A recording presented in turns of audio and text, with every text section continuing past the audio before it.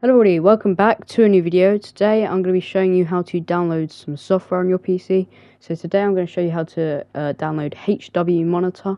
So there it is. So it measures tons of things like your CPU temperature, CPU voltages and other things. It measures every single component's uh, clock speeds, blah blah, all that kind of stuff. So yeah, so today I'm going to be showing you how to download that.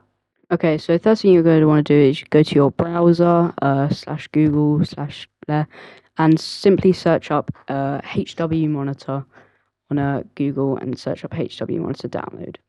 So once you've done that, you want to click the one that says CPU ID of the website. So you click on that and you should be taken to this page. So it's www.cpuid.com/software/monitor. So here it is, and what we're going to want to do here is we're going to want to click versions and set up English. So you want to click on this and it will simply download a file. So you click download here and then select a place to download it.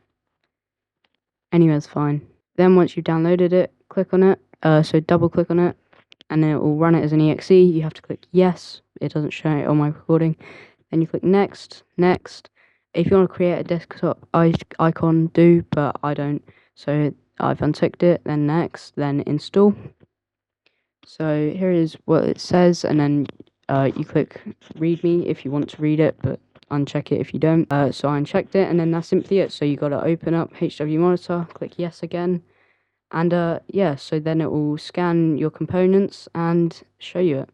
You can also click view and dark theme, which will take you to a dark version of it, so you can have it in dark mode, I guess. And yeah, so that's simply it. You can monitor tons of things on your computer. So yeah, thank you very much for watching. Hope you enjoyed, and I'll see you in the next video. Bye.